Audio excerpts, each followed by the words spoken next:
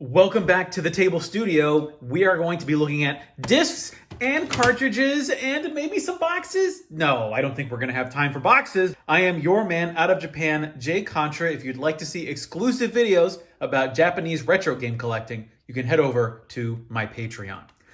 First, we're going to start off with some very lovely discs with big artwork. Look at the artwork on this. Starting out with Mario Brothers 2.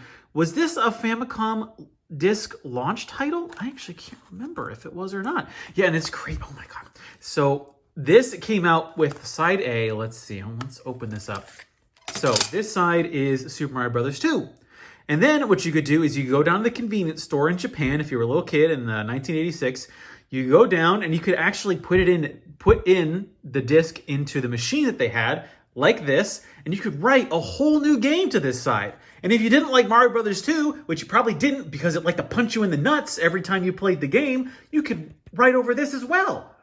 Like, the disc system was revolutionary, but it just really kind of petered out. Really strange what happened to the disc system. I think it's mostly because it expanded the amount of memory that was available. Like, Zelda was just not possible on the original Famicom cartridges.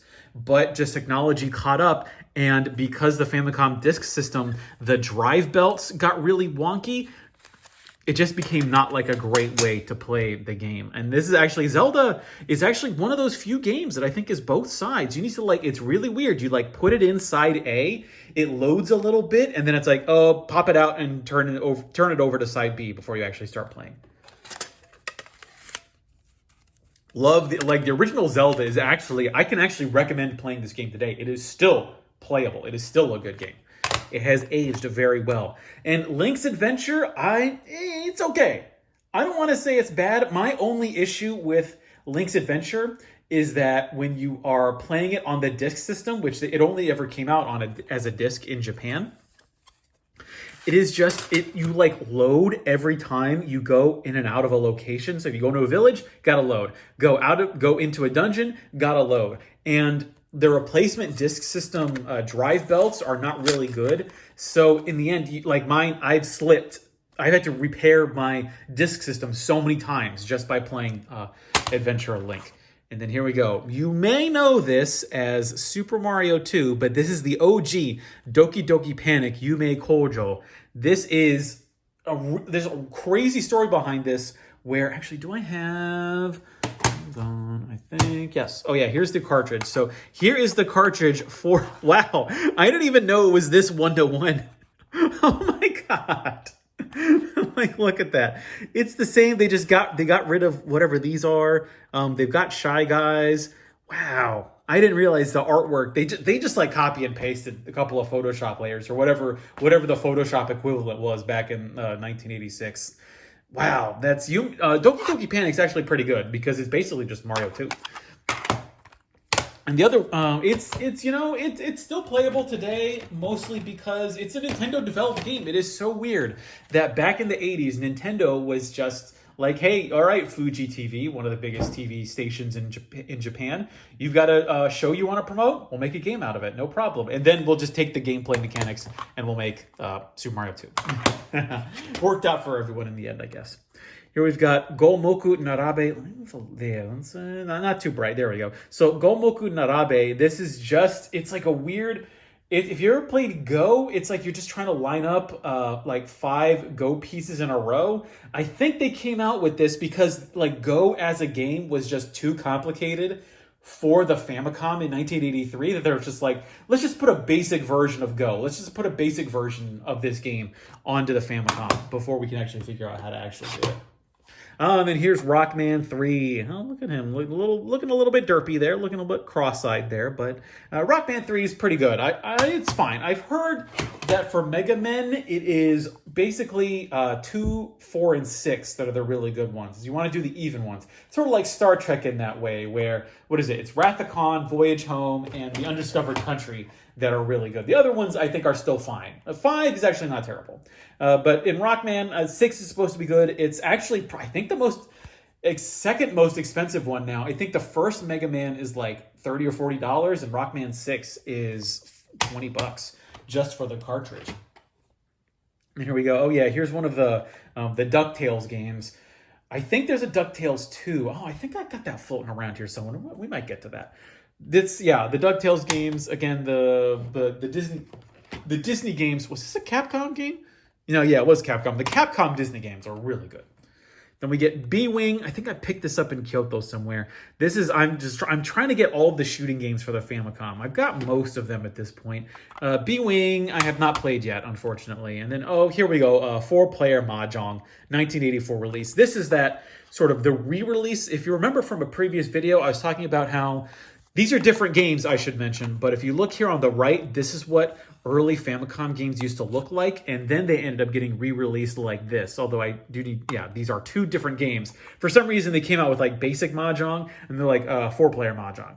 Okay, all right. I don't actually know what the difference there is, but I barely know how to play Mahjong. I learned it specifically so that I could play all these games for the Famicom.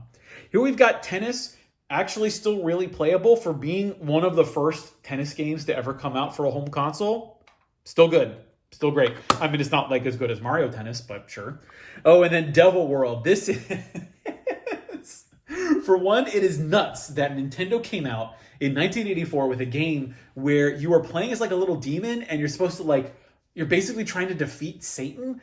It's crazy, but also I have a personal connection to this game because this is the cartridge that blew up one of my AV Famicoms. I actually had a toaster Famicom that one of the chips burned itself out trying to play this game. So this game destroyed one of my consoles. It's an okay game. It's fine. And then, yeah, let's do it now. This is, I think, my favorite cartridge. I actually don't like Salamander all that much as a game, but I love the translucent plastic. I want all electronics to look like this. Look at just being able to see the chips that are inside. Oh my God, and the board and the contacts. It's got everything, and that beautiful art. It's just, I wish it was a better game. I'm going to say it here. I know people like Salamander. I'm not a big fan. Not a big fan. What I am a big fan of is the original Kirby. Came out in 1993. I cannot believe. Again, this was like, Mighty Final Fight came out in 93. Kirby came out in 1993 for the Famicom. What? I thought I had a box of that laying around here somewhere, but I've actually cataloged all these. I didn't find it anywhere. Oh yeah, Ninja Gaiden. This is actually, for as much as people have said how hard Ninja Gaiden is, I think once you put a little bit of time into it and you figure out its weird eccentricities, I think Ninja Gaiden is still really playable. I think it's still a great game. And then this is my favorite box art that has ever been put on to something. My favorite label of all time. This is Double Dragon 2. Great game, fun as all heck, with just amazing art. Look at that.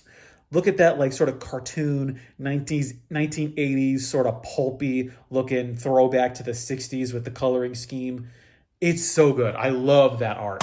I love the original Double Dragon art as well. It looks really cool. I love that art style. Sort of like, it's almost like JoJo's Bizarre Adventure a little bit. Kind of got that same sort of ethos. 1988. Wow, I didn't realize it was that new. I thought it was older. Well, new being 32 years old at this point. Oh yeah, and then Tenchi Okudao 2. This is a really weird game because I forgot what it's called in English, but this actually came out. This was a side-scrolling beat 'em up. You can play it on the Capcom Belt Collection actually, or the beat 'em up bundle. But this is like a weird RPG variant. It's a weird port. Weird. I guess that's how they got it to work on the original Famicom. And then we have Ninja Gaiden 2. Actually have not put this in the system yet, but I'm really looking forward to playing it just because Ninja Gaiden 1 was so good. And I think it's a testament that people actually remember what Ninja Gaiden is simply because the first game is that amazing. Here we go. Here's some other cartridges. Yes, I have a bunch here. Let me get them lined up. Here we go. Original Galaxian, the first Namco game. I don't know why they call themselves Namcot. Is that like Namco Technologies? I don't know. But it's still pretty good. Although I think I prefer Galaga. Galaga is really good. Galaxian is okay. But man, Galaga it's amazing that like in 1984 they just figured out shooters. Here's Sky Destroyer. This is by Taito. in 1985. I'm guessing the 5th. There was especially when you look at the PC Engine, there was just this weird obsession back in the day, especially in the mid 1980s, of like, all right, we're going to number all of our games. Like Namco, I don't know if all of their games are numbered for the Famicom, but they're just like, oh yeah, here we go. Here's Pac-Man, number 2. It's like, okay, yeah, sure, this is our second game that came out. I guess that matters to somebody besides us. Probably not, though. Pac-Man 2 for the Famicom, it's all right. It's pretty good. And then here's Nuts and Milk. I am 50% sure that this is the first third-party game that came out for the Famicom through 1983 and I think half of 1984. The only games that Nintendo was putting out on its first system were its own games. And then here comes Nuts and Milk, put out by Hudson. I think Load Runner was another one that came out early. And then ASO. I thought it was called ASO, but no, it is ASO by SNK. Came out in 1986. I've actually got ASO 2. That came out for the Neo Geo. I've got the CD version of that. So it's pretty good, pretty fun. And then the OG Excite Bike. This is actually, it's okay. I think people probably know it today for the course that's in, that's not, I was going to say Smash, but I mean to say Mario Kart 8 Deluxe. That is, I think, a lot more playable than Excite Bike today. It's not bad. It's not a bad game. Here we go. Exidion. What is this? By Jalico. What year did this come out? I'm trying to... Oh, yeah, I love... So, a lot of the times on the back of these cartridges, it'll be sort of this boilerplate warning being like, don't get it wet. You might get shocked. Be careful. Store it in a nice, dry place. That's actually the back on most of these. There are some variants, but you've got some games that have basically like a little instruction guide where it's sort of like if you can't find it complete in box, well, you've just got the instruction manual on the very back. Jalico, they made some fine games. Oh yeah, and then I hope YouTube doesn't ban me for this, but here is, what is this? An adventure in the Otaku Galaxy. Otaku no, I forgot how to read that kanji, but I think this is like an RPG. I'm going to have to double check, but oh, this is actually the same studio that I think worked on that Tenchi Okudao. M&M? Yeah. Yeah, that's so weird. Oh, I didn't realize they were connected that way. Although that originally, the Tenchi Okudao was originally a Capcom game. Here we've got Xevious. Here's number 3. So we went through what we did. I thought I had Galaga. No, I guess not. Okay. Xevious is, I think, like, it is so good, Xevious. Like, I am really surprised at how eminently playable Xevious still is today. It's like, it's just got the fundamentals of a vertically scrolling shooter down. It is really good. And then the cartridge of the original Legend of Zelda. So let me see. Let's move this aside. Yeah, there we go. So here we've got the disc on the left, the cartridge on the right. I would, if you want to play the original Zelda and you want to play it on the Famicom, get the cartridge. This is released in, so you can see here on the copyright, this is originally released in 1986 in disc format, and then it came out, weirdly enough, 6 years later in 1992. The Super Nintendo was already out, but Nintendo decided, all right, let's just release Zelda on a cartridge. Made sense because this is the way you're going to want to play it, because you're not going to be loading all the time. That's one of the, I think, the really annoying things about that original Zelda. So, yeah, we've gone longer than 10 minutes, and what I've got in store for you in the next video is going to be huge, because they're going to be, like, they are my sort of most prized Famicom possessions, but you're going to have to stay tuned. We got through some really good games here. Really surprised at how, like, some of these games I have not played, but the ones that I have, it's amazing to me that the Famicom, I think, still holds up. Like, we're talking about a system that is just celebrated its 37th birthday, but it's still it's still very playable, and because the Famicom boom is over, prices aren't really going to be going up in the foreseeable future, if ever. So these games are more collectible now than they have been for, I want to say, the last 5 years. So I please take my recommendations. I love these games. Some of them are a little bit iffy, a little bit rough, but they would end up getting better in the future with subsequent releases. But for now, I have been your man out of Japan, Jay Contra. Thanks for watching, and mahalo.